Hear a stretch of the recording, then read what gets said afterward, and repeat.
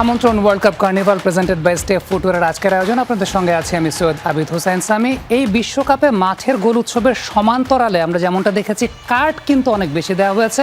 সর্বমোট এখন পর্যন্ত আজকের দিন পর্যন্ত 13টা লাল কার্ড দেওয়া হয়েছে। বিস্তারিত আছে আমাদের প্রতিবেদনে, দেখে আসবো।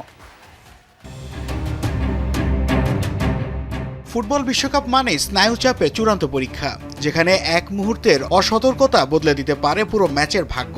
চলতি বিশ্বকাপে মাঠের সে উত্তেজনার পারদ আরও বাড়িয়েছে রেফারিতে দেখানো 13টি লাল কার্ড। প্রযুক্তির ছোঁয়ায় একদিকে যেমন চলছে নিখুঁত ফুটবল, ঠিক তেমনি সমানভাবে বাড়ছে বিতর্ক।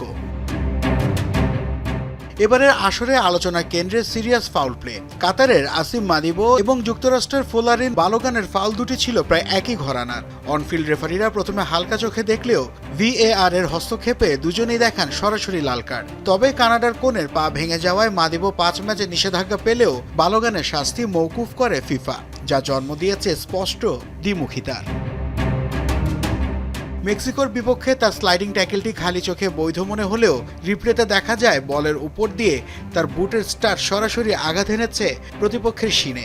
সাবেক ইংলিশ রেফারি গ্রাহাম স্কটের মতে ফুটবলারদের নিরাপত্তা বিবেচনায় এটি ছিল শতভাগ সঠিক সিদ্ধান্ত। মাদিবো বা বালুগানের চ্যালেঞ্জ কোনো হিংস্রতা ছিল না, ওগুলো ছিল দুর্ভাগ্যজনক। কিন্তু কোয়ানসা কিংবা উরুগুয়ের ক্যানোবিওর চ্যালেঞ্জ ছিল মারাত্মক বিপজ্জনক। বুটের উপরের অংশে আঘাত করলে লাল কার্ড হওয়াই ফুটবলের নিয়ম। মোট লাল কার্ডের সিংহভাগ অর্থাৎ প্রায় অর্ধেকে এসেছে নিশ্চিত গোল করার সুযোগ নস্যাৎ করার দায়ে। ফিফার নতুন নিয়মে মাঠের প্রতিপক্ষের সামনে দাঁড়িয়ে মুখে হাত দিয়ে কথা বললেই মিলছে লাল কার্ড। বর্ণবাদ ও মাঠে গোপন আপত্তিকর মন্তব্য ঠেকাতে এই কঠোর আইন আনা হলেও প্যারাগুয়ের আলমিরন কিংবা ইকুয়েডরের হিনক্যাপির বিদায়কে বড্ড কঠোর বলছেন ফুটবল বোদ্ধারা। অন্যদিকে দক্ষিণ আফ্রিকা থেম্বা জোয়ানের ভায়োলেন্ট কন্ডাক্টে লাল কার্ডটিও ছিল প্রশ্নবিদ্ধ। প্রযুক্তির কারণে ফুটবল কি দিন দিন আরও সুশৃঙ্খল হচ্ছে, নাকি মাঠের স্বাভাবিক আবেগ আর রোমাঞ্চ হারাচ্ছে, সে বিতর্ক হয়তো থামবে না। তবে মাঠে তারকাদের জন্য বার্তাটা পরিষ্কার, নিয়ম ভাঙলেই হাঁটতে হবে ড্রেসিং রুমের পথ। নাসিফ শুভ, যমুনা স্পোর্টস। এদিকে আর্জেন্টিনাকে খাঁচায় বন্দি করতে সুইজারল্যান্ড নাকি তৈরি করেছে গোপন ফর্মুলা। প্র্যাকটিসে চলছে লাল কার্ডের ধাক্কা সামলানোর মাস্টার প্ল্যান, সেই সঙ্গে রাত দিন চলছে পেনাল্টি শুটআউটের প্রস্তুতি। সুইস কোচ মুরাত ইয়াকিনের এই অদ্ভুত কৌশলেই কি থামবে আলবিসেলেস্তাদের জয়রথ, নাকি কানসাস সিটিতে সব ছক স্রেফ পায়ের জাদুতে উড়িয়ে দেবেন মহাতারকা লিওনেল মেসি? মিশরের বিপক্ষে সেই অবিশ্বাস্য প্রত্যাবর্তনের গল্পটা কারো অজানা নয়, যেখানে 2-0 গোলে পিছিয়ে পড়েও শেষ 13 মিনিটের ঝড়ে কোয়ার্টারে নাম লেখায় আর্জেন্টিনা, যেখানে তাদের রুখে দিতে নিজেদের প্রস্তুত করছে সুইজারল্যান্ড। প্রতিপক্ষ যেহেতু ডিফেন্ডিং চ্যাম্পিয়ন, আবার দলে আছে ফুটবল জাদুকর লিওনেল মেসি, তাই চিন্তাটাও আকাশচুম্বী। আর্জেন্টিনা বধের মিশনে নামার আগেই চলছে নানা মনস্তাত্ত্বিক যুদ্ধ। তাই তো আলবিসেলেস্তাদের থামাতে মিশর সহ আরও কয়েকটি ম্যাচের প্রতিটি সেকেন্ড, প্রতিটি ভুল ধরে ধরে ল্যাবরেটরিতে বিশ্লেষণ করছে সুইজারল্যান্ড। মেসির দলের সমস্ত দুর্বলতা নাকি এখন সুইসদের হাতের মুঠোয়। রোববার কানসাস সিটিতে বিশ্ব চ্যাম্পিয়নদের রুখতে সুইস কোচ মুরাত ইয়াকিন বেছে নিয়েছেন অদ্ভুত এবং অবিশ্বাস্য এক কৌশল। অনুশীলনে ইচ্ছাকৃতভাবে 11 জনের বিপক্ষে নামিয়ে দেওয়া হচ্ছে কখনো 10 জন তো কখনো 9 জন। এক পর্যায়ে তো 8 জনকেও নামিয়ে পরীক্ষা নিরীক্ষা করছেন 11 জনের বিপক্ষে। কিন্তু কেন এই পাগলামি? কারণ একটাই, ম্যাচে যদি লাল কার্ডের মতো কোনো বিপর্যয় আসে, তবুও যেন মাঠের ভেতর ভেঙে না পড়ে সুইজারল্যান্ড। কম ফুটবলার নিয়েও কিভাবে আর্জেন্টিনাকে খাঁচাই বন্দি করা যায়, চলছে সেই মাস্টার প্ল্যান। সুইসদের বাজপাখি গ্রেগর কোবেল ও তাদের গোলকিপিং কোচ নাকি দিনরাত এক করে শুধু অনুশীলন করছেন পেনাল্টি শুটআউটের। ম্যাচ যদি টাই ব্রেকারে গড়ায়, তবে সেখানেও আর্জেন্টিনাকে কাঁদাতে প্রস্তুত তারা। সুইস কোচ মুরাত ইয়াকিন কিন্তু প্রকাশ্যেই হুঙ্কার দিয়ে বলেছেন, আর্জেন্টিনা যতই বিশ্ব চ্যাম্পিয়ন হোক, তারা অপরাজেয় নয়। তাদের দুর্বলতা নাকি কোচের নখদর্পণে। তাহলে কি কানসাস সিটিতে রোববার বিশ্ব চ্যাম্পিয়নদের রথ থামাতে পারবে সুইজারল্যান্ড, নাকি সুইসদের এই অদ্ভুত কৌশলকে পায়ের জাদুতে স্রেফ উড়িয়ে দিবেন Lionel Messi? Riyan রাফতি, Jamuna sports. Match ভেন্যুর সামনে আমাদের সহকর্মী মুজদেবিন তারেক আছেন, তার সঙ্গে সরাসরি যুক্ত হতে চাই। তারেক, যতটুক জানি আপনি কানসাসেই রয়েছেন। প্রথমত কন্ডিশনটার ব্যাপারে একটু বলবেন। আমরা জানি যে সুইজারল্যান্ড শীতের দেশ, তাদের ওই ওয়েদারটা একটা অনেক বড় ব্যাপার। এখন যদি ছাদখোলা স্টেডিয়ামে খেলা হয়, definitely that's going to be a deceiving factor for them. ওই কন্ডিশনের একটা ডিসঅ্যাডভান্টেজ সুইজারল্যান্ডের জন্য আছে কিনা? কানসাস তো যদ্দূর জানি যে ছাদখোলা স্টেডিয়াম। সামি, এটি ছাদখোলা স্টেডিয়াম, যেটি এর আগে আর্জেন্টিনার প্রথম ম্যাচ অনুষ্ঠিত হয়েছিল এখানে। তবে কানসাসের ওয়েদার তুলনামূলক ডালাস, মায়ামি কিংবা আটলান্টার যদি হিসেব করেন, সেই তুলনায় কিন্তু কানসাসের ওয়েদার কিছুটা সহনীয়, এবং বাইরে যদিও প্রচন্ড রোদ দেখতে পাচ্ছেন নিশ্চয়ই, পরিষ্কার আকাশ। তবে আমার মনে হয় যে বিশ্বকাপের এই পর্যায়ে এসে এখন ছাদ খোলা হোক বা প্রচন্ড গরম হোক, এটা আসলে কোনো দলের জন্য এখন আর মানে ফ্যাক্টর হওয়া উচিত না, কারণ তারা অলরেডি 3টা এবং 2টো ম্যাচ সব মিলিয়ে 5টা ম্যাচ কিন্তু খেলে ফেলেছে, এবং প্রায় 1 মাসের লম্বা পথ, এবং এই ওয়েদারে মানিয়ে নেওয়া এটা মনে হয় না যে খুব বেশি একটা সমস্যা হওয়ার কথা। তবে আমার কাছে যেটি মনে হচ্ছে যে আর্জেন্টিনা তো একটু তারা একটু বাড়তি স্বস্তি তো অবশ্যই, কারণ এখানেই তাদের বেস ক্যাম্প, এখানে দীর্ঘদিন তারা অনুশীলন করেছে। শুধু এই কানসাসের বাইরে তারা অনুশীলন করেছে একদিন ডালাসে, এবং সেই ডালাসের অনুশীলনটাও ক্যান্সেল করা হয়েছিল শেষ পর্যন্ত। এই কানসাসের বাইরে তারা অনুশীলন করেছে ইন্টার মায়ামি মাঠে, যেখানে মেসির ক্লাব, এবং মায়ামিতে অনুশীলন করেছে। এরপর আটলান্টায় তারা একদিন অনুশীলন করেছে। তার মানে এই পুরো বিশ্বকাপের এই লম্বা সময়ে আর্জেন্টিনা এই কানসাসের বাইরে মাত্র 2 দিন অনুশীলন করেছে, কানসাসের বাইরে, সেটা মায়ামি এবং আটলান্টায়। তো সব মিলিয়ে এটা তাদের জন্য কতটা কমফোর্ট জোন, এটা নিঃসন্দেহে বলার অপেক্ষা রাখে না, এবং এটা হয়তো সুইজারল্যান্ডের বিপক্ষে আর্জেন্টিনাকে একটা বাড়তি স্বস্তি তো অবশ্যই দেবে। তবে সুইজারল্যান্ড তারা কিন্তু একটা নীরব ভূমিকায় এখন পর্যন্ত ওয়ার্ল্ড কাপে। এই কোয়ার্টার ফাইনালে তারা চলে এসেছে, খুব বেশি আলোচনা নেই। 72 বছর পর তাদের ইতিহাসে, বিশ্বকাপের ইতিহাসে তারা কোয়ার্টার ফাইনাল খেলছে। 1954 সালে শেষ বিশ্বকাপটা খেলেছিল। কিছুটা নীরব ঘাতকের মতোই কিন্তু সুইজারল্যান্ড তারা এগিয়ে এসছে। এবং আপনার নিশ্চয়ই মনে আছে যে 2014 বিশ্বকাপে রাউন্ড অফ 16 এর লড়াইয়ে এই সুইজারল্যান্ড এবং আর্জেন্টিনা ম্যাচটা অনুষ্ঠিত হয়েছিল, এবং সেই ম্যাচে আর্জেন্টিনা কিন্তু 90 মিনিটে তারা কোনো গোল করতে পারেনি, এবং অতিরিক্ত সময় গড়ানো সেই ম্যাচটা 118 মিনিটে মেসির অ্যাসিস্ট থেকে অ্যাঞ্জেল ডি মারিয়া তিনি গোলটা করেছিলেন। খুব কষ্টের একটা জয় নিয়ে তারা কোয়ার্টার ফাইনালে গিয়েছিল আর্জেন্টিনা। এই দু দলের লড়াইটা যে কতটা কঠিন হবে সেটা নিশ্চয়ই এই কানসাস সিটিতে সেই রোমাঞ্চ কিন্তু অপেক্ষা করছে।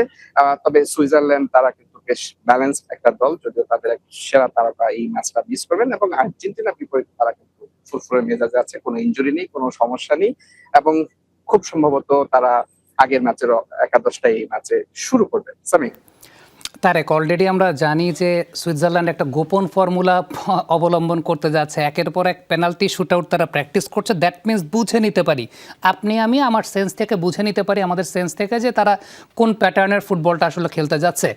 এখন আর্জেন্টিনার সঙ্গে এই টাইপের লো ব্লক ফুটবল খেলে আদৌ কি আসলে লাভ থাকে, যখন প্রতিপক্ষ দলে লিওনেল মেসির মতো একজন থাকেন? খুব ভালো একটা প্রশ্ন করেছেন। আমি প্রথমে একটু দর্শকদের মনে করে দিতে চাই, এই উত্তর আমেরিকায় এর আগে 3টা বিশ্বকাপ হচ্ছিল, 3টাতেই কিন্তু লাতিনরা চ্যাম্পিয়ন হয়েছিল। এবার এখন পর্যন্ত কোয়ার্টার ফাইনাল যে দলগুলো এসছে, মরক্কো এর মধ্যে বিদায় নিয়েছে, একমাত্র ইউরোপের বাইরে একমাত্র দেশ হচ্ছে আর্জেন্টিনা, এবং সেটি কিন্তু আর্জেন্টিনা তারা বর্তমান চ্যাম্পিয়ন, এবং তারা কিন্তু মেসি ম্যাজিকে এই পর্যন্ত অনেকটা এসছে। এখন সুইজারল্যান্ডের তাদের শক্তির জায়গা হচ্ছে তাদের ডিফেন্স এবং তাদের গোলরক্ষক। আপনি ধরে নিতে পারেন যে মেসির সামনে আরো একজন ভোজে নিয়ে অপেক্ষা করছেন সুইজারল্যান্ডের গোলরক্ষক কোভেল। তিনি কিন্তু এই বিশ্বকাপে অসাধারণ পারফরমেন্স করেছেন, এবং তিনি ভোজনিয়ার ভূমিকায় তাকে দেখা যেতে পারে, এবং আর্জেন্টিনাও কিন্তু সেই প্রস্তুতিটা নিয়ে রেখেছে।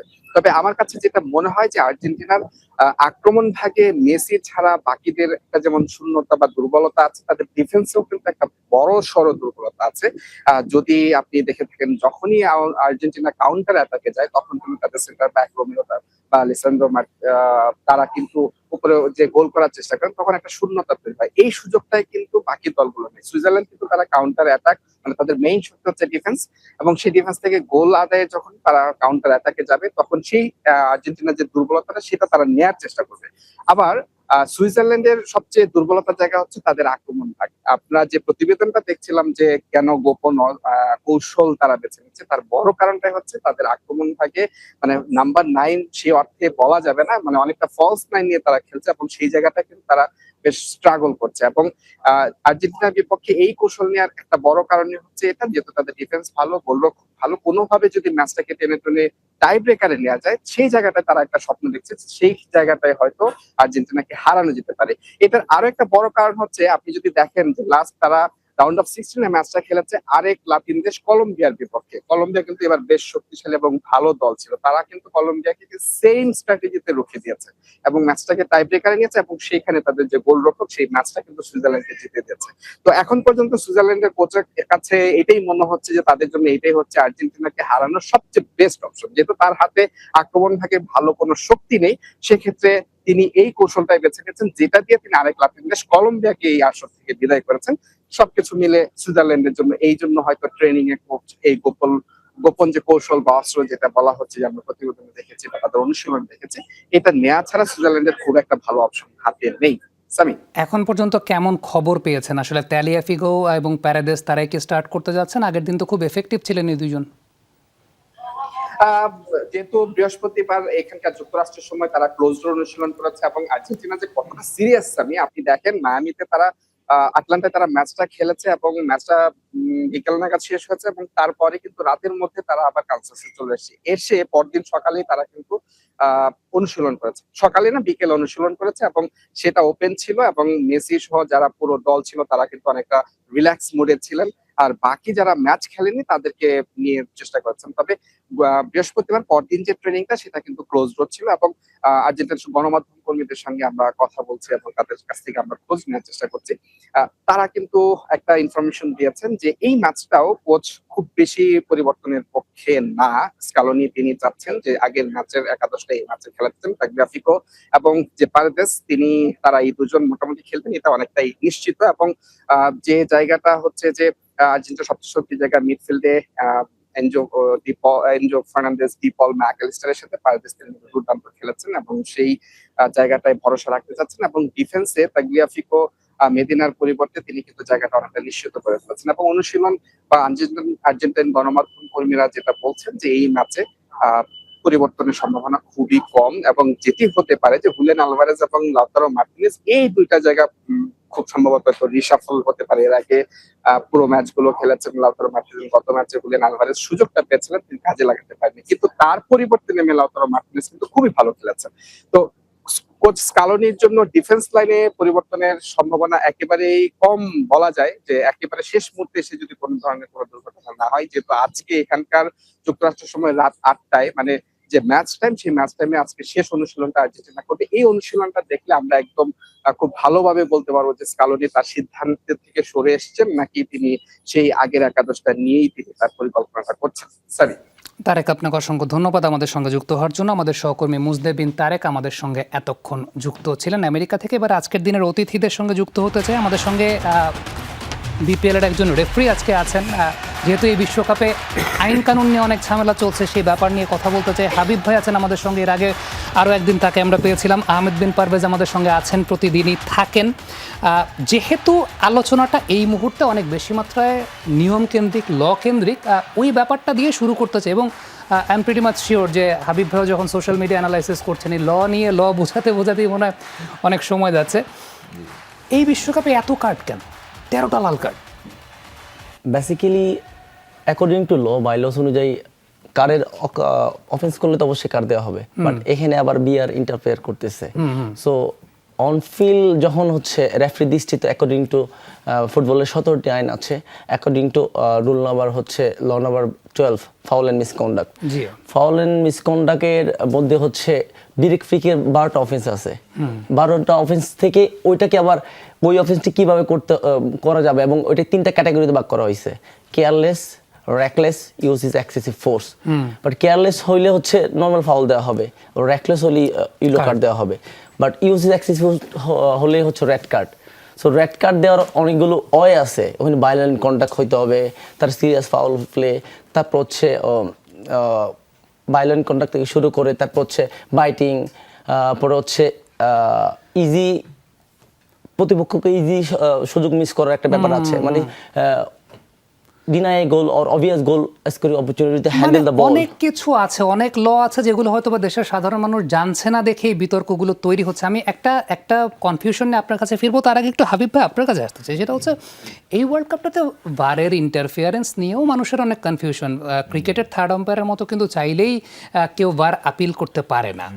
সো ফিফার লগুলো খুব কমপ্লিকেটেড ডেফিনেটলি। আপনার কাছে কি কখনো মনে হয় যে এই ভারটাও আসলে যতটুকু অ্যাকুরেসি আমরা দেখতে পেয়েছি, সেই সঙ্গে ইনকনসিস্টেন্সিও দেখতে পেয়েছি এবারে? কাল একজন ফিফা রেফারি আমাদের সঙ্গে ছিলেন, আজাদ স্যার ছিলেন, যাকে রেফারিদের কিংবদন্তি বলা হয় বাংলাদেশে, তিনিও স্বীকার করে নিয়েছেন যে আসলে ভারের ইনকনসিস্টেন্সিও দেখা যাচ্ছে। সো এটা আপনার ওপিনিয়নটা জানতে চাই। ধরেন ওয়ার্ল্ড কাপে যখন রেফারিংটা আসে, বিভিন্ন কন্টিনেন্ট থেকে বিভিন্ন ধরনের রেফারিং আসে। সাউথ আমেরিকান ফুটবল কিন্তু একরকম, সেখানে ভিএআর সিস্টেম একরকম, আবার ইউরোপের ফুটবল একরকম। ইউরোপে হচ্ছে ধরেন আপনার অনেক সময় অনেক সফট ফাউলে পেনাল্টি হয়ে যায়, সাউথ আমেরিকায় এরকম আছে ধরে শোয়াই দিলেও পেনাল্টি হয় না। Dirty football. হ্যাঁ, মানে এখন বিভিন্ন এবার অ্যারাবিক কন্টিনেন্টাল কিছু, এশিয়ান কিছু রেফারি, মানে সব মিলায়ে যখন রেফারিদেরকে আসলে লঙ্গার টার্মে একটা ট্রেনিংয়ের দেওয়ার দরকার ছিল, ফিফার দিক থেকে ক্লিয়ার ইনস্ট্রাকশন ছিল। বিশ্বকাপের অল্প কিছুদিন আগে বলা হয়েছে যে player should be protected, strikers should be protected. এই জিনিসটার কারণে প্রথমত লাল কার্ড বেশি, মানে আমার মতে যে ফিফা প্লেয়ারদেরকে প্রোটেকশনকে গুরুত্ব দিছে, যার কারণে কার্ডের সংখ্যা বেশি, নাম্বার ওয়ান। আর হচ্ছে ধরেন কন্ট্রোভার্সি বা আদার্স দিকে না যায়, ম্যাচের মোমেন্টাম সহ অনেক ফ্যাক্টরকে গুরুত্ব দিতে বলছে। তো ধরেন আমি আর্জেন্টিনা ম্যাচ সাথে যাইতেই চাই না, বারবার তাও চলে যেতে হচ্ছে। বিষয়টা হচ্ছে ধরেন মানে সালা ক্যামেরায়, মানে সালার উপর একটা স্পেসিফিক ক্যামেরা ছিল, ওই সালা ক্যামেরাতে দেখা যাচ্ছে যে সালা যখন ফাউল হয়েছে বসে পড়ছে, উঠে আবার সামনে মিডফিল্ডের দিকে আসছে, হি ওয়াজ ভেরি মাচ নর্মাল। যখন গোলটা হয়েছে দেন তখনও কিছু বলে নাই, তখনও সে তার রিয়াকশনটা নর্মালি ছিল। যখন মিশর বেঞ্চ থেকে একটা অ্যাপিল আসছে, তারপরে সালা প্রোটেস্ট বিশ্বাস করে অ্যাজ এ ক্যাপ্টেন, যেটা তার দায়িত্ব। বাট সালা ইংলিশ প্রিমিয়ার লিগে খেলে, সে নিশ্চয়ই জানে this is not a penalty. এখন আমরা যে দাবিটা করছি সেটা হচ্ছে সালার এটা মানে আর্জেন্টিনার গোলটা বাতিল করে তাদের বিরুদ্ধেই পেনাল্টিটা দিলে জাস্টিসটা হয়ে যেত। এখন আপনি বলেন যে ভিআর ইনকনসিস্টেন্সি আছে, এই ম্যাচে আরো দুইটা ইনসিডেন্ট আছে। ম্যাকালিস্টারের একটা ঘটনা হ্যাঁ, ছিল। ম্যাকালিস্টারের একটা ঘটনা ছিল, ওইটা হচ্ছে অফ দ্য বল মুভমেন্টে টানাটানি, এটাও কিন্তু একটা অফেন্স, ফাউল অফেন্স। তো এটা ধরেন পিচের অন্য জায়গায় হলে কার্ড অফেন্স, কিন্তু পেনাল্টি বক্সে হচ্ছে পেনাল্টি দেওয়ার একটা সিস্টেম হলে আপনাকে clear denial of A goal scoring opportunity থাকতে হবে, ওই জায়গায় বলই নাই, তাহলে এটা তো হচ্ছে না। এরপরে ম্যাকালিস্টারকে একটা সিনে মানে মেসি প্লেমেক করতেছিল, ম্যাকালিস্টার হোল্ড করতেছিল, তাকে পিছন দিক দিয়ে টেনে নিয়ে যাওয়া হয়েছিল এবং জাস্টই ধরে গ্র্যাব করে, তো ডি বক্সে গ্র্যাবিং মানে পেনাল্টি। ওই ইনসিডেন্টটাও ভিআর তো ইনকনসিস্টেন্ট ছিলই, তাহলে এই দুটো ইনসিডেন্টই রিভিউ হওয়ার কথা ছিল। এখন ধরেন ভিআর কেও নির্দেশনা দেওয়া আছে ম্যাচ মোমেন্টাম নষ্ট করতে বেশি বেশি ইন্টারভিন করা যাবে না, শুধু গোল হইলে গোলটা ফেয়ার কিনা চেক দাও, আর গোল না হলে অন্য কোনো মাঠের অফ দ্য বল মুভমেন্ট থাকলে চেক দাও, আর হচ্ছে কর্নার চেক দিতে বলছে। এবার কর্নারটাও এবার কিন্তু চেক হচ্ছে, শুধু থ্রো বলটা বাকি আছে আর সেটা হয়েছে। হ্যাঁ, তো এখন মনে করেন যে একটু বেশি হয়ে যাচ্ছে আসলে। আবার রেফারিদের রেফারি ক্যাম্প সহ অনেক কিছু যেভাবে দেয়া হচ্ছে, বেসিক্যালি ফুটবলটাকে অনেক বেশি যান্ত্রিক বানানো হয়েছে। আমরা যারা ধরেন 2008-9 থেকে খেলা দেখি, এমন কিছু কিছু দক্ষ রেফারি ছিল যারা মাথার পিছনে দেখতো, পিয়ারলুইজি কলিনা, মানে হ্যাঁ তা তো আছে, মানে আবার লালিগারও বেশ কিছু ভালো রেফারি ছিল। ধরেন ওদেরকে হচ্ছে গিয়ে ধরেন মানে লালিগা রেফারিরাই ছিল মূলত বেস্ট। ধরেন এই যে আর্জেন্টিনার সাথে নেদারল্যান্ডের যে ডাচ রেফারি যে Mateu Lahoz, one of the best, কিন্তু বার্সা ফ্যানরা গাইলে তো ঠিক আছে, মানে রেফারিদেরও কিছু বিষয় থাকে না যে এরকম না। তো আমরা এইদিকে যদি যাই, আর্জেন্টিনা ইজ নট ফেভারড, বড় দলগুলো যে ধরনের সুবিধা টুকিটাকি পায় সেই লিস্টে আর্জেন্টিনাও আছে, এটা সবাই পায়। ওকে, পারভেজ একটু আপনার কাছে আসি। 13টা লাল কার্ড। ধরেন কালকে মানে একটা কথা একটু বলি, কালকে আমি ক্লিয়ারলি ফার্স্ট ভিজিবলে এমবাপ্পেটাকে পেনাল্টি মনে করছিলাম, কিন্তু আরেকটা রিভার্স অ্যাঙ্গেল থেকে দেখা যাচ্ছে যে ডাই বল পায় নাই মারজোয়াই, কিন্তু এমবাপ্পে তার আগেই বডি ছেড়ে দিছে। কিন্তু আমি ওই জায়গাটায় মাজরাউবির বডি ল্যাঙ্গুয়েজে তো সারেন্ডার। হ্যাঁ, সে সারেন্ডার করে ফেলছে, সে তো সে সারেন্ডার ভাবছে যে করছে। লাগছে। দেখেন, তার মানে প্লেয়ার নিজে জানে না, কিন্তু ভিআর এসে এসব ঠিক করে দিচ্ছে। এখন মাজরাউই যদি কমপ্লেইন না করে, তাহলে আমাদের কমপ্লেইন থাকার দরকার। আমি সেটাই আসলে বলা। পারভেজ 13টা লাল কার্ড, মানে এটা বেশি অতিরিক্ত কিনা? আমার কাছে তো মনে হয় যে খুব বেশি অতিরিক্ত না, কারণ আমরা একটা 48 টিম এবং আমরা কিন্তু 97টা ম্যাচ শেষ করে ফেলছি। একটা ফুল ওয়ার্ল্ড কাপই শেষ হয় 64 ম্যাচে। ম্যাচের সংখ্যা বেড়ে গেলে তো সেই রেশিওতে আমি যে রেশিওটা দেখি সেটা হচ্ছে প্রতি 8 ম্যাচে একটা করে লাল কার্ড। সো ওই হিসেবে কিন্তু রেশিও আমার মনে হয় ঠিকই আছে আর কি। আর তার মধ্যে যখন ওই যে আমাদের রেফারি ভাই তিনি যেই কথাটা বললেন আর কি, সেই জায়গায় আরেকটু কিছু অ্যাড করতে হবে যে ওই যে এটার কারণেও তো এক্সট্রা রেড কার্ড আসছে, এটা তো আগে ছিল না।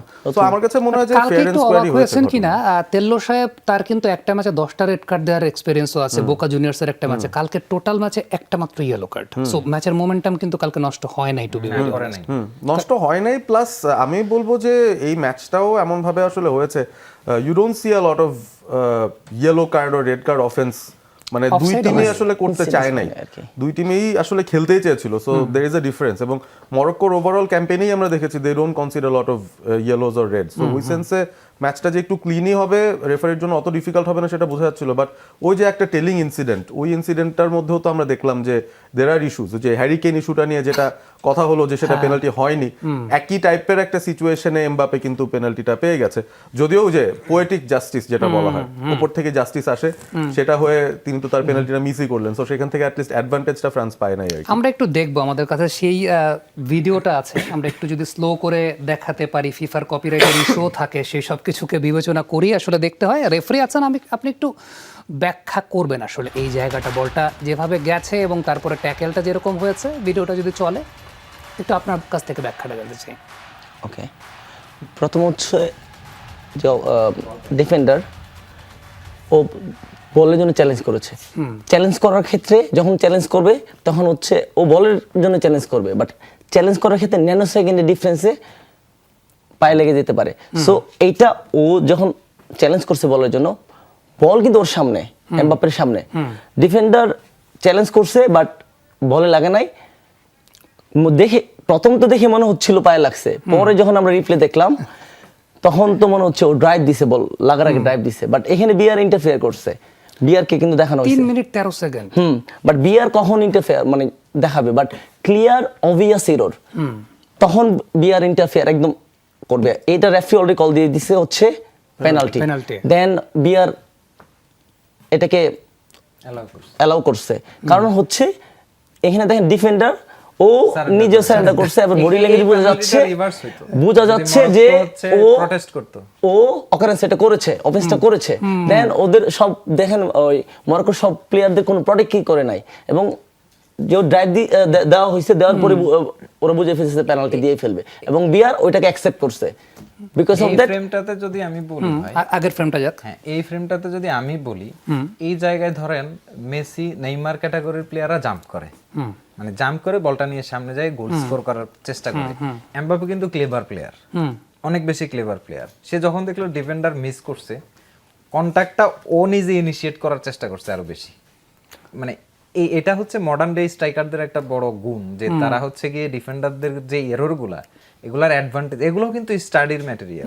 এই জায়গায় তোমার দলকে তোমার এই সুবিধাটা এনে দিতে হবে।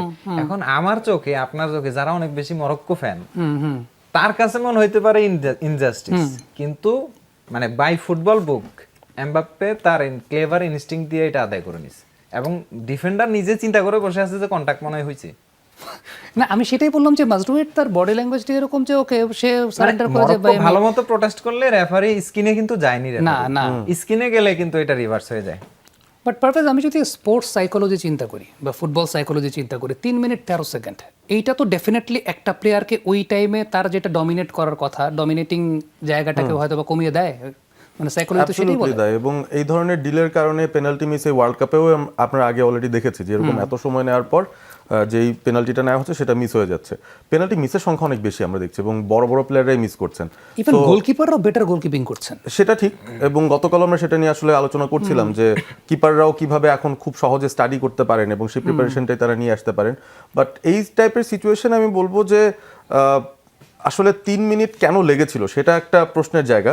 সাধারণত যখন ভিআর একটা ক্লিয়ার অ্যান্ড অবভিয়াস এরর ধরে, তারা কিন্তু ওইটা প্রেজেন্ট করার চেষ্টা করে বা রেফারির সঙ্গে আলোচনা করার চেষ্টা করে যে আমাদের কাছে মনে হচ্ছে এখানে একটা এরর হতে পারে, যে কারণেই ডিসকাশনটা এত লম্বা। কারণ নাইলে রেফারি তো সিদ্ধান্ত দিয়েই ফেলেছেন পেনাল্টি, ভিআর যদি অ্যাগ্রি করতো, তারাও যদি মনে করতো যে এটা ক্লিয়ার অ্যান্ড অবভিয়াস এরর না, তখন কিন্তু এত আলোচনার স্কোপ ছিল না, বাট তারা কিন্তু আলোচনা করেছেন।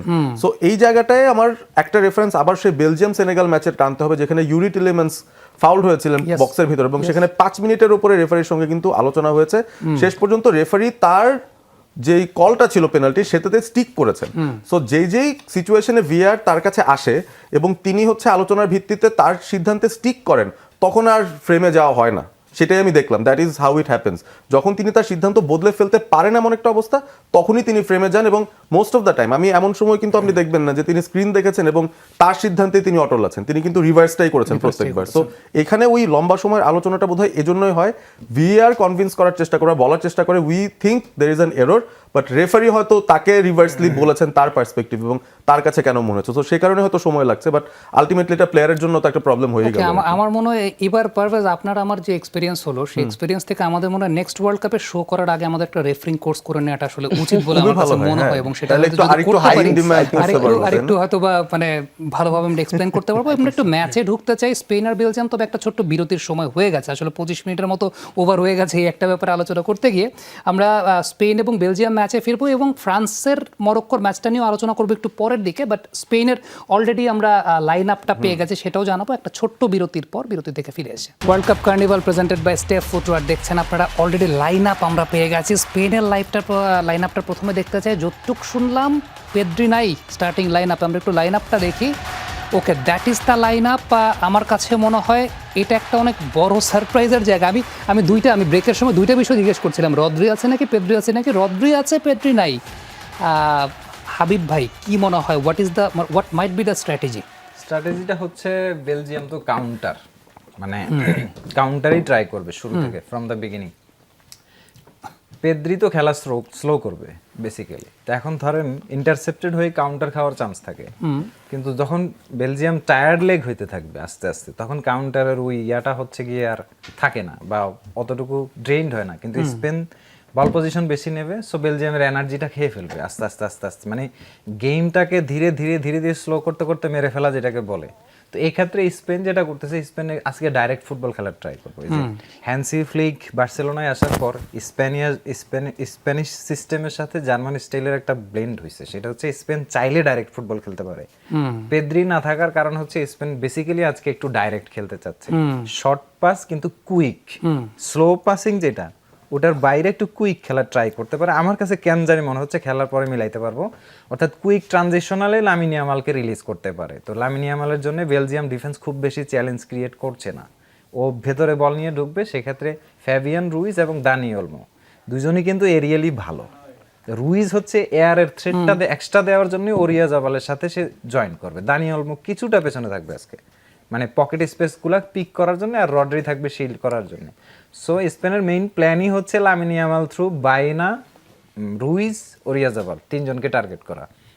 মানে বেলজিয়ামকে একটা উইং ধরে স্ট্রেস করে উইংয়ে ওভারলোড দিবে, দিয়ে হচ্ছে আরেকটা সাইড থেকে হচ্ছে। আপনার কাছে কি এটা মনে হয় নিকো উইলিয়ামস না থাকাটা একটা বড় লস? অবশ্যই লস। এই ম্যাচে তো থাকলে বেশি সুবিধা হইতো, মানে যেই প্ল্যানে এখন আসতেছে এই প্ল্যানটাতে নিকো উইলিয়াম আরেকটা অ্যাডভান্টেজ বা প্লাস। ধরেন আপনি চাইলে সুইচ অফ প্লে করতে পারতেন, ধরেন একটা ট্রানজিশনে লামিনকে দিতে পারতেন, লামিন টু নিকো এরকম সুইচটাও করতে পারতেন। এখন নিকো মানে একটু অফ আছে, এখনো রিদমটা আসে নাই, বাট স্পিড ফাস্ট, ওই মানে ওয়ান অন ওয়ানের ওই স্পার্কটা হচ্ছে এই সিজনেও ছিল না। নিকো আসলে আসছে, মানে স্পেনের জন্য একটা বড় লস হচ্ছে ফেরমিন লোপেজটা না। তো মানে এই জায়গায় যার কারণে অ্যালেক্স বায়েনা খেলা লাগতেছে, যার ফেরমিন থাকলে তো এই উইংটা ওই সামলে দিচ্ছে, এবং সে সেন্ট্রালি উইং থেকে চেপে আসতো রাফিনিয়া স্টাইলে, that could be more deadly. তো এই জায়গাটাতে আমার মনে হয় যে স্পেন আসলে ফার্স্ট হাফে গেমটা কিল করে ফেলতে চাচ্ছে, মানে বেলজিয়ামের সাথে লঙ্গার টার্মে ওই ইয়ার চেয়ে একটু ফাস্ট খেলে খেলাটা বের করতে চাচ্ছে, কারণ বেলজিয়ামকে আসলেই ভাঙা পসিবল ডিফেন্সিভলি। সো স্পেন ওই জিনিসটা হয়তো আইডেন্টিফাই করছে, এই কারণে পেদ্রিকে, কিন্তু ধরেন পেদ্রি না থাকায় কাউন্টারে বেলজিয়াম একটা স্ট্র্যাটেজি নিয়ে দিচ্ছে। নাম্বার 10-এ দেখেন ডি ব্রুইনাকে গত ম্যাচে রাখে নাই, এই ম্যাচটাতে রেখে দিয়েছে। আমরা একটু বেলজিয়ামের লাইন আপটা যদি দেখতে চাই, কেভিন ডি ব্রুইনা লাস্ট ম্যাচে ছিলেন না, যদি দেখানো সম্ভব হয় লাইন আপটা আমরা পেয়েছি কি পাইনি। হ্যাঁ, কেভিন ড্রিবুনাকে নাম্বার 10-এ দিয়ে নাম্বার দিয়েছে। 10-এ আছেন। এখন That is- নাম্বার 10 থেকে কেভিন ড্রিবুনা যদি কন্ট্রোল করা স্টার্ট করে, Kevin De Bruyne can control a midfield, বয়স হয়ে গেলেও পসিবল যদি কন্ট্রোল করে ফেলতে পারে, স্পেনের পেদ্রিকে না খেলানোর ডিসিশনটা সুইসাইডালও হইতে পারে। কেন হইতে পারে? কারণ পেদ্রি তো কন্ট্রোল করবে, টেম্পোটাও কন্ট্রোল করবে। এখন ধরেন ইন্টারসেপ্টেড বল যদি টিলেমেন্স এবং রাস্কিন থ্রু ডিবুইনা কানেক্ট করে ফেলে, দুই উইংয়ে কিন্তু দুইজন ফাস্ট ফরওয়ার্ডকে রিলিজ করতেছে, Doku and Trossard. They can harm Pedro Porro and কুকুরিয়া।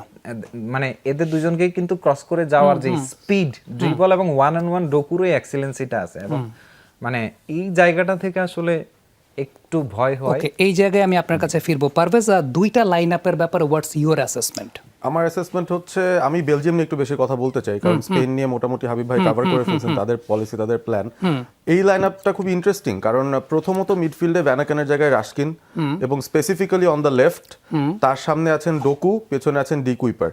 তাদের উপর কিন্তু একটা দায়িত্ব থাকবে ওই মানে লামিন ইয়ামালের যে এন্ডটা বা যে উইংটা, যেদিক থেকে পোরো আর লামিন ইয়ামাল আসছেন, ওই একই ডিরেকশনের জায়গা থেকে কিন্তু তাদেরকে একটা অ্যাটেম্প্ট সেখানে নিতে হবে টু স্টপ দেম। সো এ কারণেই একটা সেন্টার ব্যাককে লেফট ব্যাকে খেলানো হচ্ছে ডি কুইপার, তিনি উপরে উঠবেন না যেটা আমার ধারণা। আর রাইট সাইডে কিন্তু কাজটা নিয়ে আছেন যিনি more of an attacking minded full back. So proper process যেটা হচ্ছে, সাধারণত আমরা ট্রসার্ডকে কিন্তু লেফটেও খেলতে দেখি, অন্যান্য কিছু ম্যাচে ডকুকে রাইটে খেলতে দেখেছি, ডিপেন্ডিং অন অপোনেন্টের ফুল ব্যাক কারা বা কোন উইংটা তাদের দুর্বল। এই জায়গাতে আমার মনে হচ্ছে ডকুকেও এখানে রাখা হয়েছে, বিকজ তারা জানেন যে পেড্রো পোরো এবং লামিন ইয়ামাল তারা উপরে আসবেন, পেড্রো পোরো ইনভার্ট করবেন, লামিন ইয়ামাল ওয়াইড স্পেসে আসবেন, তাদের একটা অ্যাটাকিং জায়গায়, মূল জায়গায় হবে এই জোনটা। সো ডকু ওই জায়গায় স্পেস পেতে পারেন, এ কারণে ডকুকে স্পেসিফিক্যালি বেলজিয়াম লেফটে খেলাচ্ছে, ট্রসার্ডকে রাইটে। সাধারণত আমরা এটা উল্টো ঘটনা দেখি। সো এইটাও একটা ভালো স্ট্র্যাটেজি আমার মনে হয় বেলজিয়ামের, তারাও বেশ ভালো পড়াশোনা করে এসছে। এই ম্যাচটায় তারা কাউন্টারেই হয়তো যাবে। এবং আরেকটা ইন্টারেস্টিং ব্যাপার হচ্ছে, এই লাইন আপের মধ্যে একমাত্র ডকুরই ওই ফ্রন্ট ফোরের মধ্যে গোল নেই, উইচ ইজ সো সারপ্রাইজিং। কোনো ম্যাচে গোল পাননি এখন, এবং তাদের যে লুকায়িত অস্ত্র একজন লুকাকু, তিনটা আলাদা আলাদা ম্যাচে গেম চেঞ্জিং গোলস তিনি দিয়েছেন। সো ডি ব্রুইনারও গোল আছে, ডিকেটিলের গত ম্যাচে 2টো গোল দিয়েছেন, ট্রসার্ড একটা ম্যাচে, প্রিভিয়াস একটা ম্যাচে 2টো গোল দিয়েছেন বসনিয়ার সঙ্গে, ইভেন টিলেমেন্সও কিন্তু গোল স্কোরিং এর মধ্যে আছেন। So they have various goal scorers. তাদের কিন্তু ওই স্পেনের মতো করে শুধু ওয়ারজাবাল কিংবা লামিন ইয়ামাল 1-2-3 উপর ডিপেন্ড করতে হচ্ছে না, they have various goal scorers even from the bench. এবং 13টা গোল তারা দিয়েছে পুরো টুর্নামেন্টে, যেটা কিন্তু খুবই আন্ডাররেটেড, মানে আমরা কিন্তু খেয়াল করি না, 4টা-5টা কিন্তু তারা দিয়েছে।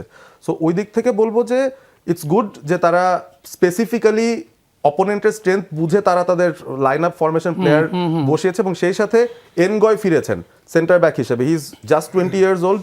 আনফর্চুনেটলি ইরানের সঙ্গে একটা লাল কার্ড খেয়ে তার বাদ হতে হয়েছিল, এবং তখন বোধহয় তিনি ভাবেননি ওয়ার্ল্ড কাপে আর খেলবেন। 2টো ম্যাচের সাসপেনশন পরে ঠিকই তিনি দেখছেন Belgium is still in the tournament, he is back. এখানে কিন্তু একটা এনার্জি তিনি দিতে পারবেন। বেলজিয়াম যদি মাঝে মধ্যে ভাবেও যে তার মিড ব্লকে যাবে, they have the recovery pace to come back এই এনগয়ের মাধ্যমে, কারণ he has a lot of pace. আপনার কাছে এটা মনে হয় কিনা যে বেলজিয়াম সেকেন্ড হাফে আফটার 60 মিনিটস বেলজিয়াম ম্যাচের মোমেন্টাম আরো বেশি করে নিতে চাইবে, এবং এই পার্টিকুলার পজিশনটা it's a trap for Spain, কারণ লুকাকু তো এটা শিফট করবেনই আসলে আফটার দ্য ব্রেক। এটা কি মনে হয়? হাবিব ভাই একটা জিনিস বলছিলেন যে for that particular reason Spain হয়তো বা ফার্স্ট হাফে গেমটাকে কিল করতে চাইবে। আপনার এই জায়গায় কিনা আমার সন্দেহ, মানে সোফার তাদের খেলার যে প্যাটার্ন, আমি জানি তারা ডাইরেক্ট খেলতে পারে, ইউরোতেও আমরা সেটার প্যাটার্নটা দেখেছি, it's a very good mix, যে কারণে স্পেনকে অনেক ডেঞ্জারাস মানা হয়। বাট এই ওয়ার্ল্ড কাপে সোফার তাদের পারফরমেন্স যা দেখেছি, still more inclined to control the ball, এবং ওই জায়গা থেকেই দিন শেষে দে আর টু পেশেন্ট। অনেক সময় মনে হয় যে গেম কিল করার ক্ষমতা আছে, বাট এত বেশি পেশেন্স দেখাচ্ছে। পর্তুগালের এগেনস্টে দে জাস্ট 1/1 গোল, তাও মিকেল মেরিনোকে এসে গোলটা দিতে হয়েছিল। সো এরকম সিচুয়েশন তারা হয়তো ক্রিয়েট করতে চাইবে না। I think that's a learning. এই ম্যাচে তারা হয়তো ফার্স্ট হাফে কিছু করতে চাইবে, বাট সেটা যদি হয়, আই থিঙ্ক বেলজিয়াম তারপরও তাদের হাতে একটা অস্ত্র পাওয়ার আছে, বেঞ্চ থেকে কিছু নামিয়ে they can change things up. কারণ ডিকেটেলিয়ার নিজেও 192 সেন্টিমিটার লম্বা, he is aerially very good, Lukaku similar. So problem create করার জন্য লাপোর্তে বা কুবার্সির জন্য এই দুজন কিন্তু ডিস্টারবেন্স নিয়ে আসতে পারেন, ইভেন যদি ওই লং বল প্রসেসেও যেতে চায় এই বেলজিয়াম টিমটা। ওকে, একটু আপনার কাছে আসতে চাই, দুটো টিমের লাইন আপ দেখলেন, যেভাবে প্রোগ্রেস করেছে এই দুটো টিম এই ওয়ার্ল্ড কাপে, কি মনে হচ্ছে স্ট্র্যাটেজিটা কেমন হতে পারে? দুই টিমের একটা সামারি জানতে চাই। ওকে, আমি একটু স্পেনের লাইন আপটা যদি সামনে। অলরেডি স্পেন 5টা ম্যাচ খেলেছে, অলরেডি কোনো গোল কনসিড করে নেই, আর বিপরীতে ওরা 9টা গোল, হ্যাঁ 9টা গোল দিয়েছে। অন্যদিকে হচ্ছে বেলজিয়াম 5টা ম্যাচ খেলেছে, 13টা গোল দিয়েছে এবং 8টা গোল কনসিড করেছে। বাট স্পেন বেসিক্যালি হচ্ছে ওরা 4-2-3-1 ফরমেশন খেলে এবং বেলজিয়ামও সেম ফরমেশন খেলে, বাট স্পেন তাদের ফরমেশন চেঞ্জ করেছে, তারা করেছে আজকে 4-3-3, মানে কি অ্যাটাকিং ফরমেশন, এবং বেলজিয়াম তার ফরমেশন ধরে রেখেছে। সো এটা হচ্ছে ব্যালেন্স ফরমেশন। বেলজিয়াম বেসিক্যালি ওরা কাউন্টার অ্যাটাকের দিকে ঝুঁকবে, বাট একটু আগে ভাই যেটা বলেছে যে স্পেন চেষ্টা করবে প্রথমার্ধে খেলাটাকে ওদের আয়ত্তে নিয়ে যাওয়ার জন্য, বাট যদিও খেলাটা হচ্ছে বডি টেসেল, টেকনিক্যাল বিষয়, এবং ওদের লুকাকু ওটা কিন্তু প্রাইম ম্যাচে স্কোর করেছে, ওরা প্রতিবারে ওরা হাফ টাইমের পরে ওদের নামার চেষ্টা করে। সো ওদের বেলজিয়ামের স্টেজ হইতে পারে যে ওরা হাফ টাইমের পর ওটা খেলাটাকে লিড করবে। সো আমার যে অপিনিয়ন, খেলা হয় প্রথমার্ধে বের হয়ে যাবে, না হচ্ছে আচ্ছা, আমি এই জায়গাটাতে হাবিব ভাইয়ের কাছে একটু আসবো। কেন আমি স্পেনের একটু ডিফেন্স করার ধরনটা দেখাতে চাই, যখন আসলে তারা অ্যাটাকে গেছে, যখন হাইলাইনে তাদের ডিফেন্ডার আছে, একটু দেখাতে চাই একটা জায়গা। আমি এখান থেকে আমার কোয়েশ্চেনটা যে স্পেন এখন পর্যন্ত গোল কনসিড করে নাই, আমি যদি এই জায়গাটা একটু খেয়াল করে দেখবেন এটা কিন্তু স্পেনের ডিফেন্সিভ স্টাইল যখন তারা অ্যাটাকে ছিল ওই সময়টাতে, দের ইজ ওয়ান, একজন এখানে ম্যান মার্কিংয়ে আছে, এইরকম একটা পজিশন তারা আসলে সেট করে রাখে। আমার কোয়েশ্চেনের জায়গাটা হচ্ছে পুরো টুর্নামেন্টে স্পেন এখন পর্যন্ত গোল খায় নাই, এইটা কি বিকজ অফ দেয়ার স্ট্র্যাটেজিস, যে ঠিক আছে তারা হাইলাইনে ডিফেন্স যখন করছে এরকমভাবে করছে, নাকি এখন পর্যন্ত আসলে ওই লেভেলের অ্যাটাকিং টিমের এগেনস্টে তারা খেলে নাই, which is the reason? Portugal যথেষ্ট ভালো অ্যাটাকিং টিম, অ্যাটাকিং টিমের বিপক্ষে তারা খেলছে, কিন্তু পর্তুগালকে আপনি কমফোর্টেবল অ্যাটাক বানাইতে দেখেন নাই। স্পেনের সাথে কমফোর্টেবল অ্যাটাক নিয়ে, ডেঞ্জারাস লুকিং অ্যাটাক নিয়ে কিন্তু স্পেন পর্যন্ত আসে নাই। আপনি দেখেন হ্যান্সি ফ্লিকের আমলে হইলে স্পেনের যেই ওই যে লাস্ট ম্যান যে ডিফেন্ডার, সেও ওই লাইনেই থাকতো, লাস্ট ম্যান, এখন কিন্তু সেখানে নাই। এর মানে হচ্ছে স্পেন হচ্ছে একটা মানে ওই অফ দ্য বলের জন্য একটা মিডফিল্ড ট্রায়াঙ্গেল রাখে, যেটা এই মিডফিল্ডটা হচ্ছে স্পেনের মেইন ইন্টারসেপ্টর মিডফিল্ড। এখানে হচ্ছেটা কি, ধর কোনো অপোনেন্ট যদি লং বল ট্রাই করে, সেক্ষেত্রে কুবার্সির স্পেস রিডিং এবং গেম রিডিংটা দুর্দান্ত, যার কারণে মানে ফাস্ট মানে সেন্টার ব্যাক না হলেও শুধুমাত্র পজিশনিং সেন্স দিয়ে সে রোনালদোকে নিউট্রালাইজ করে ফেলছে। এবং এর চেয়ে বড় বড় আলাদা অন্যান্য যত স্ট্রাইকারই আসছে, সবাইকে সেই স্ট্রাইকার পাহারা দেওয়ার জন্য এসে বেস্ট। এখন তাকে আবার আরেকটু ডিপ শিল্ডিং করতেছে লাপোর্তে, সে একটু অ্যাডভান্স হচ্ছে, কারণ কুবার্সি প্লেমেকটাও করতেছে। তো এই জায়গাটাতে হচ্ছে কি, কুবার্সি এবং লাপোর্তেকে এখনো ওই চ্যালেঞ্জের মুখোমুখি হইতে হয় নাই। আরেকটা বড় ফ্যাক্টরে গার্দিওলার একটা রুলস আছে, 6 সেকেন্ড রিকভারি রুল। স্পেন মিডফিল্ডাররা কিন্তু খুব কাছাকাছি থাকে, খেয়াল করে খুবই কনজেস্টেড থাকে। তো 6 সেকেন্ড যখনই বল লুজ করে কেউ, তখনই এই ওয়ার্ল্ড কাপে গার্দিওলার 6 সেকেন্ড রুলটাকে আরেকটু ব্রেক করে ওরা এই ওয়ার্ল্ড কাপের এভারেজ হিসেবে 5 সেকেন্ড রিকভারি করছে, মানে 5 সেকেন্ডে বল রিকভারি হচ্ছে। আর এই কারণটাতে আসলে কাউন্টার সিনারিও তৈরি করা টাফ। আপনি আরেকটা শিল্ডিং দেখেন, স্পেন অ্যাটাকে 2 জন অ্যাটাকার কিন্তু অফসাইড আর 3 জন অনসাইড। এখন বল স্পেনের এই জায়গাটাতে আছে, মানে ডিফেন্ডারদের পায়ে প্লেমেকিংটা স্টার্ট, বল তখন একটা লং বল রিকভারি হয়ে গেছে, কিন্তু রিকভারি হওয়ার পরে দেখেন ওর গার্ডে চলে গেছে, আরেকজন ম্যান গার্ড করে ফেলছে। এখন ম্যান টু ম্যান স্পেন কিন্তু ইকুয়াল, এবং এই যে ফুলব্যাকের রানটা একটু ট্র্যাক করেন, সে কিন্তু আর এদিকের অ্যাটাকিং ফেজটাতে নাই, সে চলে আসছে। এই কুকুরেয়া এবং পেদ্রো পোরো স্পেনের গোল না খাওয়ার আরো বড় দুইটা কারণ। আর এই সিচুয়েশনটা ওরা এমন ভাবে কন্ট্রোল করে ফেলছে। এখন আপনি যে বললেন না যে 60 মিনিটের পরে বেলজিয়াম বেঞ্চ এসে গোল করবে, ওই সময় খেলাটা ফেদ্রি এসে স্লো করে ফেলবে। জাস্ট বেলজিয়াম যে কাউন্টার দিয়ে বের হবে বা বের হওয়ার যে সুযোগটা, এই জিনিসটা স্পেন দিতে চায় না। তারপরও ফুটবলের খেলা হয় কি, আউটসাইড দ্য বক্স একটা গোল বের হয়ে যেতে পারে। এই ম্যাচে যদি বেলজিয়াম গোল স্কোর আগে করে ফেলে, কর্তোয়া দেয়াল হয়ে যাবে। দেখেন, আমার কাছে এরকম মনে হচ্ছে it's going to be difficult. একটা ছোট্ট বিরতির পরে আমরা আবারও ফিরতে চাই। দর্শক ঠিক এই পর্যায়ে ওয়ার্ল্ড কাপ কার্নিভাল দেখছেন, প্রেজেন্টেড বাই স্টেফ ফুটওয়্যার। একটা ছোট্ট বিরতির সময় হয়েছে, আমাদের সঙ্গেই থাকবেন। আরও একবার আমন্ত্রণ। আমরা স্পেন বেলজিয়াম ম্যাচ নিয়ে কথা বলছিলাম। পারভেজ, আমরা তো স্পেনের ডিফেন্স নিয়ে কথা বলছিলাম, কুবার্সিকে নিয়ে অনেক বেশি মাত্রায় কথা হচ্ছে। অফ এয়ারে আমরা বলছিলাম যে উপমেকানো নাকি কুবার্সি সেই জায়গাটা এগিয়ে আছে। এখন against this kind of defence বেলজিয়ামের প্লেইং স্টাইল প্যাটার্নটা আসলে কি হতে যাচ্ছে? What's your assessment? আমার কাছে তো মনে হয় যে স্পেন আসলে যে প্যাটার্নে খেলে বা খেলছে, যেভাবে তারা কন্ট্রোল করে, তাদের মেইন ফিচার হচ্ছে যে একে তো হচ্ছে তাদের বল রিডিংটা খুবই ভালো of the both the centre back, specially কুবার্সির কথা বলি, এত পেস না থাকার পরেও এত সুন্দরভাবে he tackles all those things সেটা। আর দুই ফুল ব্যাকের যে ওয়ার্ক রেট, এই পেড্রো পোরো এবং কুকুরেয়া, তাদেরকে সব জায়গায় দেখবেন ডিফেন্সিভলিও তারা অ্যাকচুয়ালি সবার আগে পৌঁছেও যাচ্ছে। বাট বিয়ন্ড দ্যাট আমার কাছে যেটা লাগে যে স্পেনের ইনেট কোয়ালিটিটা হচ্ছে দের আর টু স্টাইলস অফ ডিফেন্ডিং, একটা হচ্ছে অফ দ্য বল ডিফেন্ড করা, আরেকটা হচ্ছে নিজের কাছে বল রাখা। নিজের কাছে যদি বল থাকে you don't have to defend, কারণ অপোনেন্ট অ্যাটাক করতে পারছে না। So this is another way যেভাবে স্পেন অ্যাকচুয়ালি বাকি অনেক টিম থেকে ডিফারেন্ট এই সিচুয়েশনগুলোতে। সো ডিফিকাল্ট হয় তাদের এগেনস্টে। বাট আমার মনে হয় যে Belgium out of the box কিছু একটা করার অ্যাটেম্প্ট নেবে। They have very good ball strikers, ওটাই তাদের লাইফলাইন হতে পারে, starting from Kevin De Bruyne, starting from Youri Tielemans, starting from Trossard এবং জেরেমি ডোকু। আমার মনে হয় এখনো গোল পাননি, সেটা কিন্তু আমি আগেও মেনশন করেছি। He is a dangerous player. আমি বলবো যে 1-on-1 টেক অন সিচুয়েশন হলে বা পেসে যদি আপনাকে বিট করতে হয়, পেনাল্টি এরিয়ার ভেতরে যদি একটা ফাউল আদায় করে নিতে হয়, he is one of them যে আসলে ট্রিকি কাস্টমারটা হতে পারেন। সো এইটা আমার কাছে মনে হয় ইন্টারেস্টিং ব্যাটেল হবে, কারণ কতক্ষণ দৌড়াবেন পেড্রো পোরো, তিনি টটেনহামের হয়ে খেলেন, ডকু খেলেন সিটির হয়ে, ফেস করেছেন একে অপরকে অনেকবার।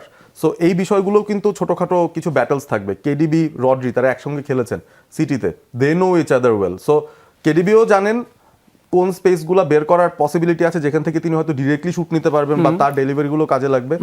সো আই থিঙ্ক যে ফ্রম লং বলস, from quick transitional counters using docu on the left, এটা একটা অপশন, এবং বল স্ট্রাইকার্স যারা বক্সের বাইরে থেকে গোল দিতে পারেন, এই ট্যাকটিকটা হয়তো বেলজিয়াম ইউজ করতে চাইবে। কারণ সো ফার আমি দেখেছি তাদের ডিফেন্স খুব রক সলিড না হলেও তাদের ফরওয়ার্ড লাইন কিন্তু গোল স্কোরিং একটা ফরওয়ার্ড লাইন। বাট যেটা আমরা হাবিব ভাইয়ের সঙ্গে আসলে অফ দ্য এয়ার বলছিলাম যে স্পেন কিন্তু এই ধরনের টিমের সঙ্গে মজা পায়, কারণ তারাও স্পেস পাবে, তারাও স্পেস পাবে। কেডিবি ক্যান স্কোর আজকে, মানে সেটআপটা এমন ভাবে দেওয়া হয়েছে, সুযোগ আছে KDB can be target man, মানে সেকেন্ড বল কালেক্ট করে কিন্তু বক্সের বাইরে থেকে গোল করে দিতে পারে। এই জিনিসটা মানে হয়তো ওই যে লম্বা স্ট্রাইকারটা কিন্তু বল ড্রপ করবে পিছনে, আর এই কারণে সাইডে এই যে টসার্ড আর ইয়াকে এক্সচেঞ্জ করা হয়েছে। তবে স্পেনের আরেকটা আন্ডাররেটেড পার্ট হলো অ্যালেক্স বায়না। আমরা কথা বলি না আর কি নিকো উইলিয়ামস কেন খেলে না, মূলত স্পেনের গোল না খাওয়ার পিছে এখানেও একটা ব্যাপার আছে। লামিন ইয়ামালের উইং যেহেতু অরক্ষিত, ওই উইংটা অ্যাটাকিংলি অপোনেন্টকে বিজি রাখে। অপোনেন্ট যখন ব্রেক করে তখন এই উইং এ ট্রানজিশনাল সুইচ করতে পারে, রিস্কি, পরে ওইদিকে আবার গ্যাপে বল রিসিভ করতে পারে। এই ট্রানজিশনাল সুইচটাই ব্লক করে নিচে এসে বায়না। এই জায়গাটাতে ইজ ভেরি আন্ডাররেটেড, এই কারণেই সে বারবার স্টার্ট করছে। ওকে, আমরা একটু ফ্রান্স আর মরক্কো ম্যাচ নিয়ে কথা বলতে চাই। দুইটা কার্ড আছে আমাদের কাছে আসলে। প্রথমত মরক্কোর ডিফেন্স সেটআপ, তারপর হচ্ছে ফ্রান্স কিভাবে সেটার এগেনস্টে অ্যাটাক করেছে একটু দেখতে চাই। মরক্কো আসলে যেভাবে বিল্ড আপ করেছে, বিল্ড আপ পজিশনটা যদি চিন্তা করে দেখি, কালকে আমার কাছে মানে I was bit frustrated seeing Morocco. মানে যদি এই জায়গা থেকে দেখি there is Achraf Hakimi, there is Achraf Hakimi কালকে এই জায়গাটায় ঢুকে যাচ্ছেন। এটা হচ্ছে নাম্বার ওয়ান। একটু ফ্রান্সের জায়গাটা আমি তারপরে দেখাবো, ফ্রান্স কিভাবে পরবর্তী সময় সেকেন্ড হাফে কিভাবে তারা সিকোয়েন্সটা সাজিয়েছেন এবং কিভাবে তারা পরবর্তী সময় ডমিনেট করেছেন এগেনস্ট মরক্কো।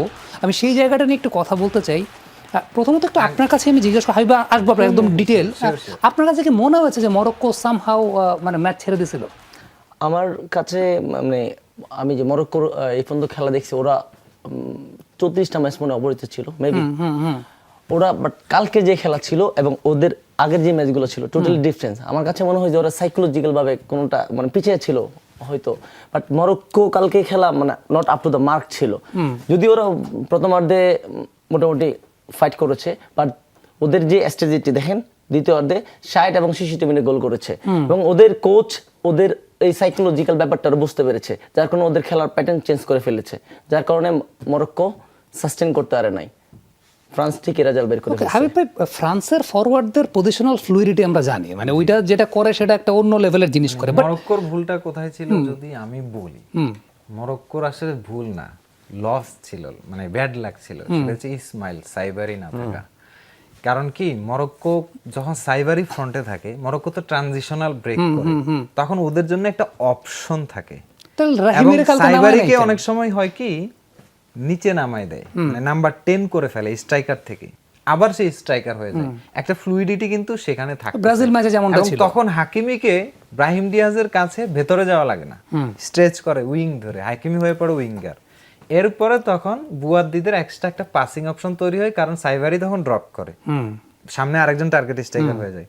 তো এই সিচুয়েশনে ফ্রান্স মিড ব্লকে যদি বল লুজ করতো তাহলে ফ্রান্স অন্তত 2-4টা কাউন্টারের রিস্কে পড়তো। রিস্কে পড়লে ফ্রান্স এত খুলে বাইরে আসতে পারতো না প্রেসার দেওয়ার জন্য। তো ফ্রান্স যখন এত খুলে বাইরে আসছে প্রেসার দেওয়ার জন্য, সেখানেই মরক্কো গেমটা থেকে বাইরে গেছে। সাইবারির না থাকাটাই ছিল মরক্কোর একেবারে অপরিচিত চেহারার মূল কারণ। সেইটা কি রাহিমিকে দিয়ে রিপ্লেস করে স্ট্র্যাটেজিটা মেইনটেইন করানো যায় না? স্ট্র্যাটেজি মেইনটেইন করা যায়নি হচ্ছে they are not brave enough. Hakimi খেলা ছেড়ে দিয়েছে। মানে তাদের মরক্কোর এই মেইন টিমের কোর স্ট্রেংথ ছিল বিলিফ, নিজেদের উপরে বিশ্বাস। এটা দেওয়ার কারণে তারা ডাচদেরকে হারাইছে। ধরেন এই ম্যাচ যদি নেদারল্যান্ড থাকতো, মানে এটা ওয়ার্ল্ড কাপের একদম one of the toughest battle হইতো দুই টিমের জন্যই। কিন্তু মরক্কো এই জায়গায় এসে এতটুকু অর্জন করে এসে একটা স্যাটিসফ্যাকশন চলে আসছে আসলে। মানে যা অ্যাচিভ করছে, হ্যাঁ, মানে অনেক বেশি ফ্রান্স এখন আমাদের সামনে, তাহলে আমরা তো মনে হয় হারতেছি, এখান থেকেই খেলাটা শেষ হয়ে গেছে। সাইকোলজিক্যাল। ওকে 2 মিনিট বাকি আছে। Parvez, how was Morocco? আমরা কিন্তু কাল বাসায় যেতে যেতে আমরা আপনি কথা বিল্ড আপ বলছিলাম। ফেজটাতে যান না, ইন্টারেস্টিং একটা ব্যাপার আচ্ছা, আছে। বিল্ড আপ ফেজটা যদি যাই আমরা একটু এর আগের ছবিটা যদি যাই, ইন্টারেস্টিং একটা ব্যাপার আছে আমি বলি। সেটা হচ্ছে দেখেন, ফ্রান্স কিন্তু জোনাল মার্ক করছে, কোন প্লেয়ারকে চার্জ এবং প্রেস কিছুই করে না, না, জোনাল মার্কিং। জোনাল মার্ক করছে। মরক্কো কিন্তু জোনাল মার্কটা ভাঙতে পারে। তারা কুইক ট্রানজিশনাল পাসিংই করে নাই, দে আর টু স্লো, মানে বিল্ড আপে স্লো, মানে ফার্স্ট হাফেই খেলা ছেড়ে দিয়েছে। ওকে পারভেজ, এই জায়গা থেকে যদি আসি তাহলে ওভারঅল মরক্কোকে আসলে কালকে কেমন মনে হয়েছে? যে মানে they were not in the game. Even বোয়াতিকে অনেক মিস করতে দেখা গেছে, মানে অনেক তার সেই জায়গাটা ছিল। বডি ল্যাঙ্গুয়েজ আমার কাছে মনে হচ্ছে যে সাধারণত যেটা হয় আর কি, যে if you are up against a better opponent, অনেক সময় আপনি বেশি রেসপেক্ট দিয়ে ফেলেন সেই অপোনেন্টটাকে, এবং মরক্কোর 11টা দেখেই আমার সেটা মনে হচ্ছে। Even before they came on to the ground আমরা কিন্তু সেটা নিয়ে আলোচনা করছিলাম যে ব্রাহিম দিয়াজকে দেখানো হচ্ছে আপ ফ্রন্ট, বাট অ্যাকচুয়ালি তাদের কোনো স্ট্রাইকার নেই, কোনো টার্গেট ম্যানও নেই, এবং ওই সিচুয়েশনটা থেকেই বোঝা যায় যে তারা ওভার রেসপেক্ট দিয়ে ফেলেছে তাদের অপোনেন্টকে। আজকে আমি সকালে আই ওয়াজ টকিং টু মারুফ ভাই, তিনি যে বাংলাদেশ ন্যাশনাল টিমের ফর্মার কোচ ছিলেন এবং আবাহনীর হয়ে কোচিং করাচ্ছেন, তো তিনি এই বিষয়টা বলেছেন যে it's more psychological than tactical. এই ম্যাচটাকে নিয়ে ট্যাকটিক্যালি অ্যানালাইজ করার খুব বেশি উপাদানই ছিল না, বিকজ মরক্কো ম্যাচের আগেই তারা আসলে অতিরিক্ত রেসপেক্ট দিয়ে ফেলেছে তাদের অপোনেন্টকে, এবং ওইটা যখন হয় তখন আসলে আপনি ম্যাচ জিততে পারবেন না, আপনি মানে ভালো খেলার সুযোগই নাই। সো এটাই ঘটেছে আর কি তাদের সাথে। ওকে, লাস্টলি যদি পারভেজ আপনার কাছ থেকে প্রেডিকশন চাইবো আজকের ম্যাচের, স্পেন ভার্সেস বেলজিয়াম কি হতে পারে, আর ফ্রান্সের জন্য অপেক্ষাকৃত সহজ প্রতিপক্ষ বা কঠিন প্রতিপক্ষ এই দুইটার মধ্যে কারা? ও, এটা তো টাফ। আমার তো মনে হয় স্পেন উইল গো থ্রু। তারা আজকে যদি অ্যাটাকিং শুরু থেকে যায়, তারা যদি আগেই ম্যাচটা কিল করতে চায়, দে হ্যাভ আ পসিবিলিটি। কারণ বেলজিয়াম পিছিয়ে পড়লে আমার মনে হয় না তারা এখান থেকে রিকভার করার সামর্থ্য রাখে। সো ওইটাই হবে। সো ইনএভিটেবলি ফ্রান্স স্পেনকেই পাবে। আমি দেখি না যে সহজ কঠিনের কিছু নাই। It will be France and Spain in the semifinal.